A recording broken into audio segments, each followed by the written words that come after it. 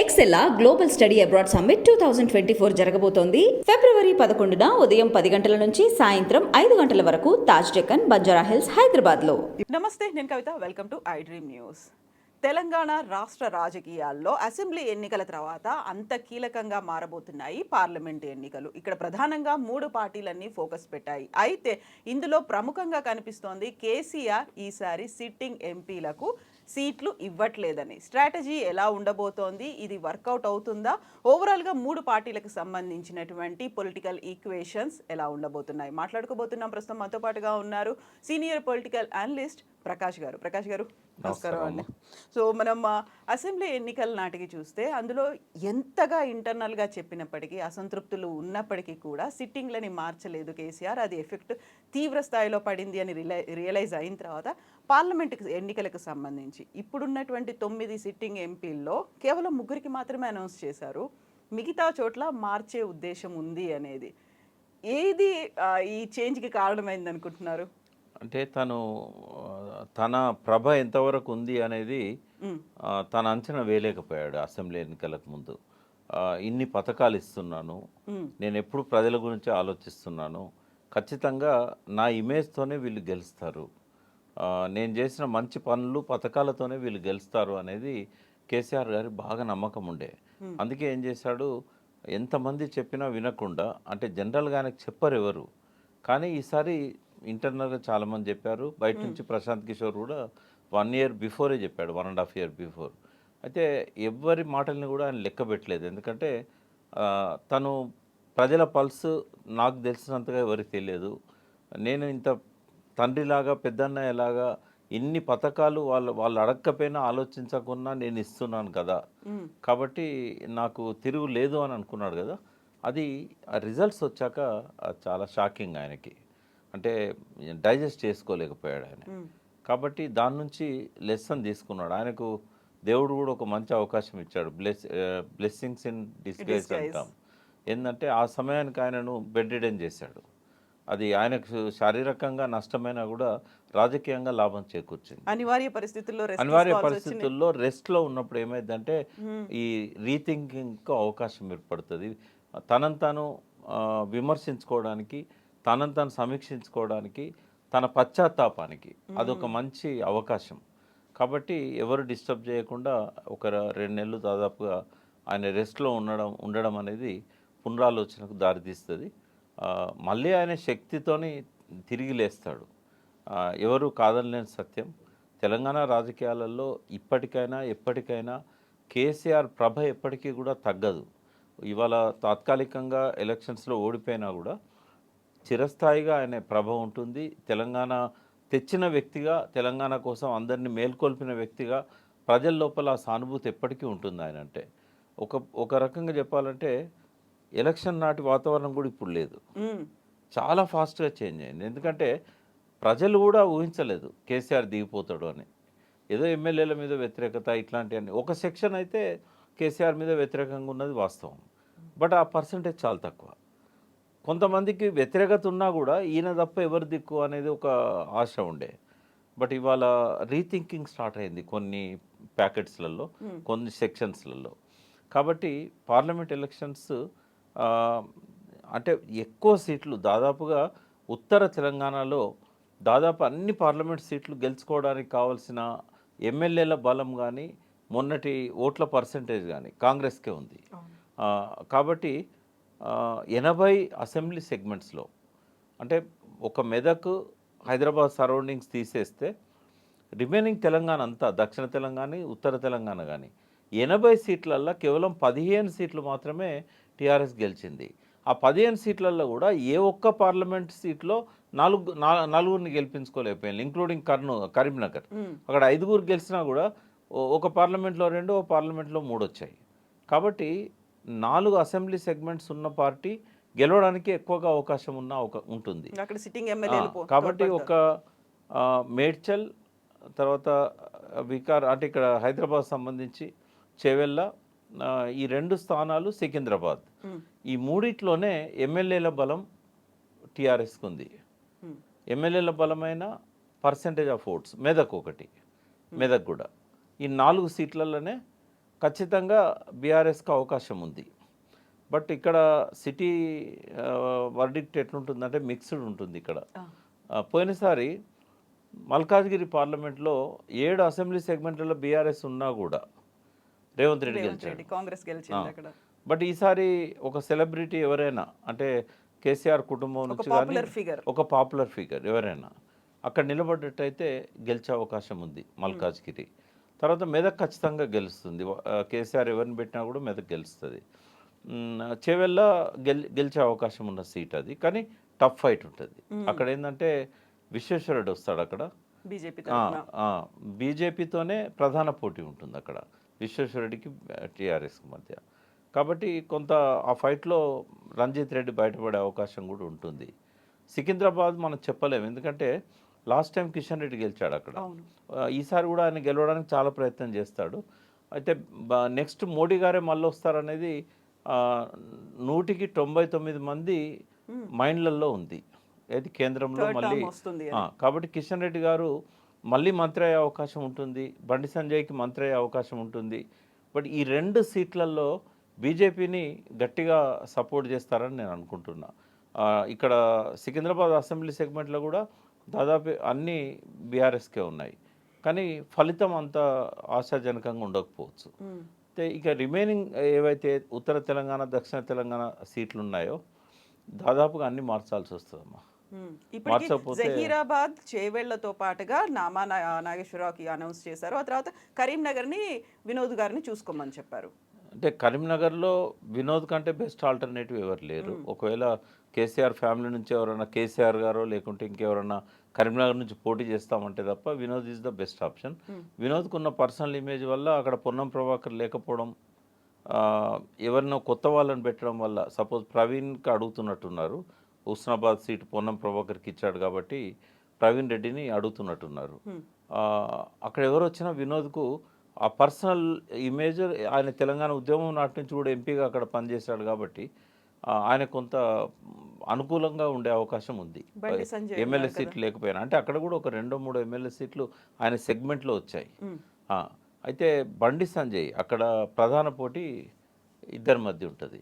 అయితే ముఖాముఖి పోటీ కాబట్టే కొద్దిగా కష్టం అనేది. ఒకవేళ ట్రయాంగిల్ ఫైట్ ఉండి పొన్నం ప్రభాకరే ఉండుంటే ఖచ్చితంగా వినోద్కి అవకాశం ఉండేది.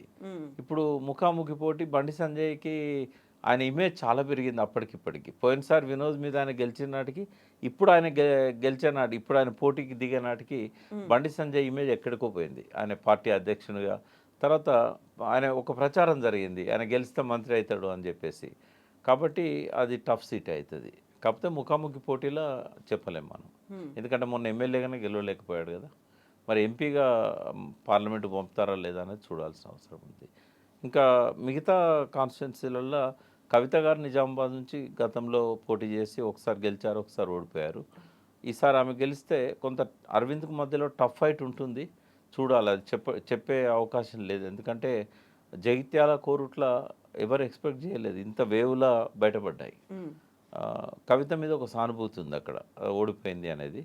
అరవింద్ తన భాష వల్ల న్యూట్రల్స్ అందరినీ దూరం చేసుకున్నాడు. మున్నూరు కాపు బలమైన సామాజిక వర్గం, బట్ అది చీలకుండా కాపాడుకోగలిగితే అరవింద్కి అది ప్లస్ అవుతుంది. లాస్ట్ టైం పరిస్థితి అయితే ఈసారి లేదు. కవిత గారికి కొంచెం కష్టపడితే ఎమ్మెల్యే సీట్లు మిగతా ఏరియాలో రాకపోయినా కూడా ఆమె కొంత అవకాశం అయితే ఉంటుంది. ప్రశాంత్ రెడ్డి గెలిచాడు అక్కడ, అది కూడా ఇందులోకే వస్తుంది. 3 అసెంబ్లీ సెగ్మెంట్లలో ఉన్నది. ఛాన్సెస్ అయితే ఆడ ఫైట్ చేస్తే కొంత వినోద్కును కవిత గారికి కొంత ఫైట్ చేస్తే గెలిచే అవకాశం ఉంటుంది, బట్ ఈజీ అయితే కాదు. ఈ మిగతా సీట్లలో వాళ్ళంతా సెలబ్రిటీస్గా ఎదగలేకపోయారు. ఇప్పుడు బీఆర్ఎస్లో కూడా ఫలానా ఎంపీ ఎవరంటే టక్కన పేరు చెప్పే స్థాయిలో క్యాండిడేట్స్గా ఎదగలేకపోయారు. మహిబాద్లో కవిత కొంత ఇంటర్నల్గానే ప్రతిఘటన ఉంది. బహుశా ఆమెను మార్చి రెడ్డి నాయక్కి ఇచ్చే అవకాశం ఉండొచ్చు. రెడ్డి నాయక్ ఆమె తండ్రి మొన్న డోర్నకల్ నుంచి పోయాడు, కానీ చాలాసార్లు ఆయన ఎమ్మెల్యే గెలిచిన చరిత్ర ఉంది. ఫైనాన్షియల్ కూడా కొంత చేసుకోగలుగుతాడు. మరి కవితకి ఇస్తారా, రెడ్డి నాయక్ ఇస్తారా, పార్టీ ఇంతవరకు అయితే ఏమీ సిగ్నల్స్ ఇవ్వలేదు. పస్నూరు దయాకర్ మంచి వ్యక్తి, కాకుంటే అక్కడ ఆయన పార్లమెంట్లో ఒక ఎస్టాబ్లిష్ కాలేని పరిస్థితి. బహుశా ఆయన ఏం ప్రశ్నించారు, సమస్యల మీద ఎంత మాట్లాడారు అనే దాని మీద? దాని మీద ఎక్కడ కూడా ఆయన పెద్దగా ఫోకస్ అయినట్టు లేడు. అడిగుంటాడు ప్రశ్నలు, బట్ మాట్లాడినట్టుగా వాగ్దాటి అనేది ఇట్లాంటిది లేదు. మంచి మనిషి, తెలంగాణ తల్లి విగ్రహ సృష్టికర్త కూడా ఆయన. అన్ని ఊర్లలో విగ్రహాలు ఆయన చేసినవి ఉంటాయి ఇప్పటికీ. ఆయన ఆయన బై ఎలక్షన్లో గెలిచాడు. కడెం శ్రీహర్ గారిని మంత్రిగా ఉప ముఖ్యమంత్రిగా తీసుకున్నప్పుడు, ఆయనను రాజయ్య గారిని తప్పించి ఆయన తీసుకున్నప్పుడు ఆ సీట్లో అత్యంత ఎక్కువ మెజార్టీ, 4 లక్షలకు పైన మెజార్టీ వచ్చింది. బట్ 2 సార్లు ఎంపీగా ఉన్నాడు. చూడాలి మరి ఆయన మారుస్తారా అట్లాగే ఉంచుతారా. కాకుంటే ఒక్క అసెంబ్లీ సెగ్మెంట్లో కూడా బీఆర్ఎస్ రాలేదు ఆయన ఉన్న 7 సెగ్మెంట్లలో. బట్ ఇట్లా మనం చూసుకుంటూ పోయినట్టయితే జైరాబాద్ పాటిల్ ప్రజెంట్గా రిప్రజెంట్ చేస్తున్నాడు. అక్కడ లింగాయత్ది అత్యధిక జనాభా. అందులో మళ్ళీ ఆయనకే అనౌన్స్ చేసినట్టు ఆయనకి అనౌన్స్ చేశారు. షేత్కార్ గారు కనుక నిలబడితే, సురేష్ షేత్కార్ నిలబడ్డా, ఆయన డాటర్ నిలబడ్డా కూడా టఫ్ ఫైట్ ఉంటుంది. అంత ఈజీగా గెలిచే సీట్ అయితే అది కాదు.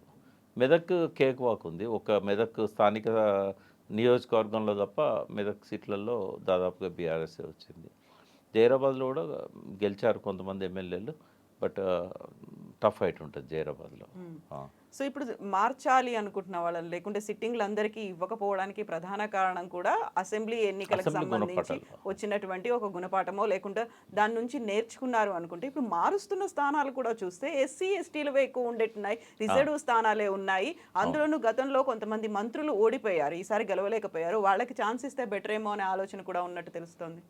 అంటే ఎస్సీ ఎస్టీ స్థానాలలో మంత్రులు ఇప్పుడు నాగర్ కర్నూలు ఉంది, మహబూబ్ నగర్ ఉంది. మహబూబ్ నగర్ ఆయన రెడ్డి అయినా కూడా పెద్దగా పార్లమెంట్లో ఫోకస్ కాలేదు. ఆయన ఆర్థికంగా బాగున్నాడు. ఎంఎస్ఎన్ ఫార్మాస్యూటికల్స్ ఏదైతుందో పెద్ద company, one of the big, స్వయం కృషితో పైకి వచ్చారు అన్నదమ్ములు ఇద్దరు కూడా.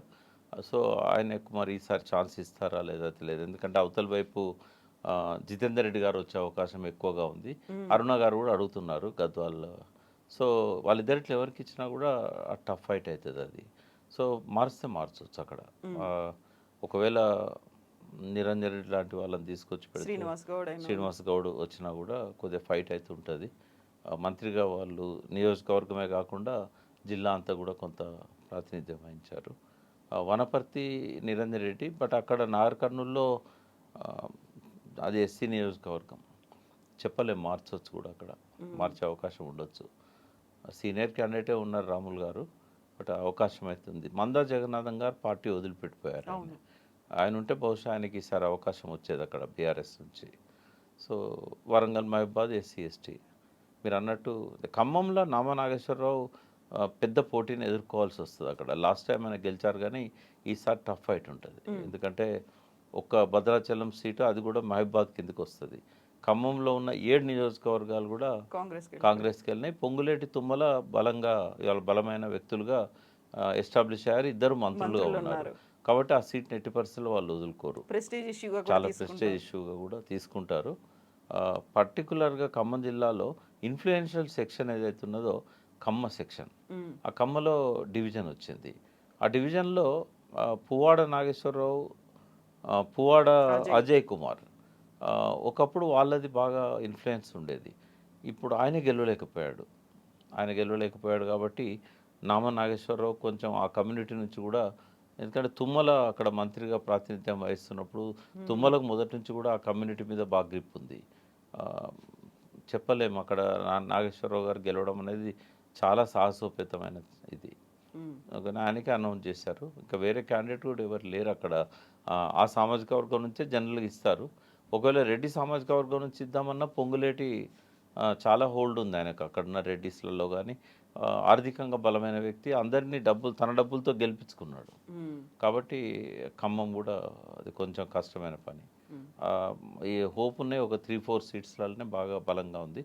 ఒక 3-4 గట్టి ఫైట్ ఇవ్వాల్సి ఉంటుంది. బట్ లాస్ట్ టైం గెలిచిన 9 సీట్లు మళ్ళీ ఒకవేళ వస్తాయి అనుకుంటే ప్రజల లోపల అంత చేంజ్ అయితే కనబడట్లేదు. ఒక 5% ఏమన్నా 2%, 5% చేంజ్ ఉంటే ఉండొచ్చు. బట్ ఉత్తర తెలంగాణ, దక్షిణ తెలంగాణలో వాళ్ళు చెప్తున్నట్టుగా 2% తేడా లేదు, 10% దాకా ఉంది, 8 to 10% ఉంది.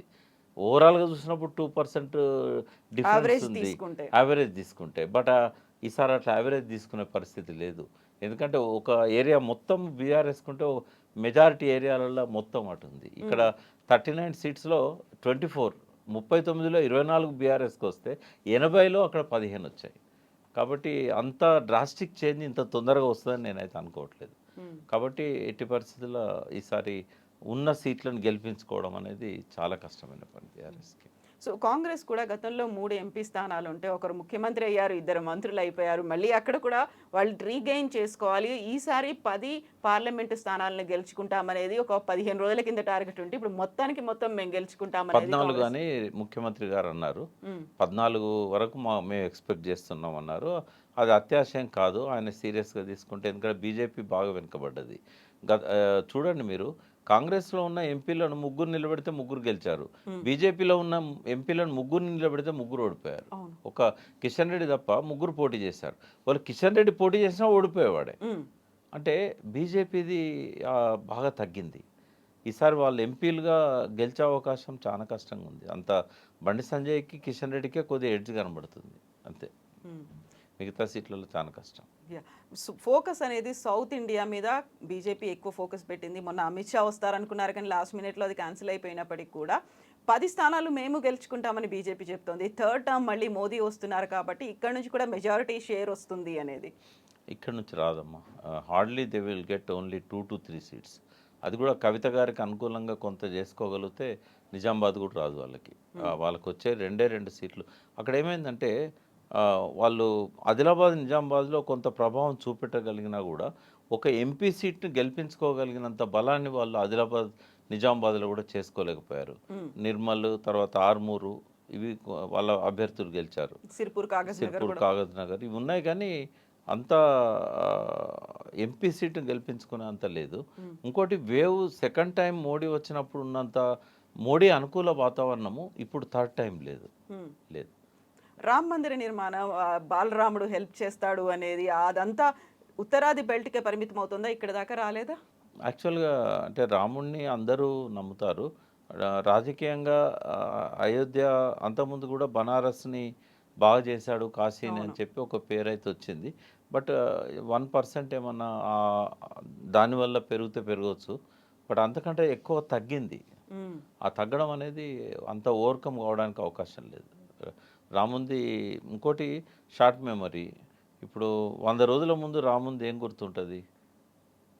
ఆ వేవ్లో కనుక అప్పుడే ఇనాగరేషన్ ఉండుంటే ఫిబ్రవరి ఎండింగ్, మార్చిలో లేకుంటే అట్లా ఉంటుంటే కొంత, ఎందుకంటే ప్రతి భక్తుని మైండ్లో చాలా గొప్ప ఇది కనబడ్డది ఆ 2 రోజులు.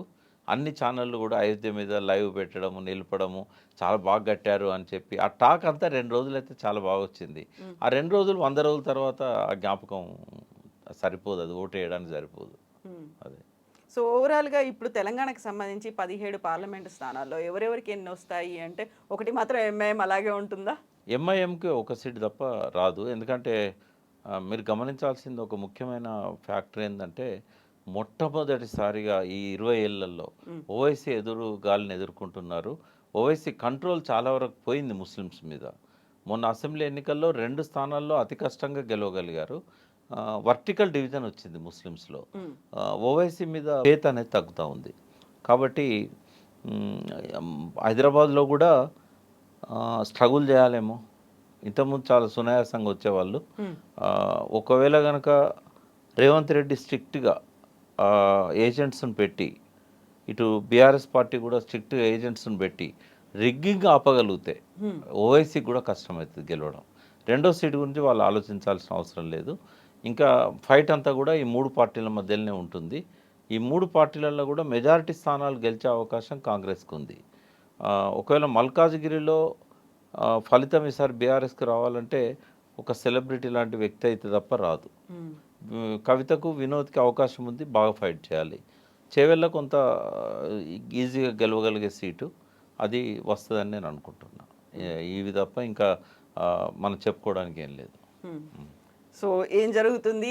స్థానికంగా ఉన్నటువంటి అక్కడ సిట్టింగ్ ఎంపీలను మారుస్తారా, లేకుంటే అక్కడ ఉన్నటువంటి పరిస్థితులు ఇవన్నీ కూడా ఫైనల్ ఎప్పుడు చేస్తారు అనే దాని మీద కూడా. ఎంపీ అనే వ్యక్తి ఎప్పుడు ప్రజలకు అందుబాటులో ఉండడు. ఎందుకంటే ప్రతి కాన్స్టిట్యున్సీలో ఎమ్మెల్యే కీలకం. కాబట్టి ఎంపీలను మార్చినా మార్చకపోయినా ఒక వ్యక్తిగా ప్రభావితం చేయగలిగిన ఆ ఇమేజ్ అనేది ఎక్కువ మంది తెచ్చుకోలేకపోయారు. మార్చినా మార్చకపోయినా మేక్ ఇట్ నో డిఫరెన్స్. ఇప్పుడు రంజిత్ రెడ్డి కొంచెం ఎంపీగా ఆయన ఒక గుర్తింపు బాగా తెచ్చుకోగలిగాడు. బట్ మిగతా ఎంపీలలో మనకు ఆ ముద్ర వేసిన వాళ్ళైతే కనబడరు. అందుకని ఎస్సీ ఎస్టీలలో జనరల్గానే ఒక ఇన్ఫీరియారిటీ కాంప్లెక్స్ ఉంటుంది. పార్లమెంట్లో ఏంటంటే లాంగ్వేజ్ ఇంపార్టెంట్. అక్కడ ఇంగ్లీష్లో అనర్గళంగా మాట్లాడగలగాలి, హిందీలోనే మాట్లాడాలి, లేదంటే తెలుగులో మాట్లాడడానికి కూడా అనుమతిస్తారు. కానీ వీళ్ళకి అవకాశం రాలేదు, అంత ఎస్టాబ్లిష్ కాలేదు. ఎంపీగా వాళ్ళు ప్రజలను ప్రభావితం చేయగలిగిన స్థాయిలో లేరు. కాబట్టి ఎవరిని పెట్టినా కూడా అది పెద్ద అంత సెలబ్రిటీస్ అయితే ఇప్పటికిప్పుడు ఎక్కడి నుంచి వస్తారు. కాబట్టి మార్చినా మార్చకపోయినా ఫలితాలు మారుతాయని నేను అనుకోను. ఎస్ అండి, thank you so much Prakash గారు. Thank you. యూ.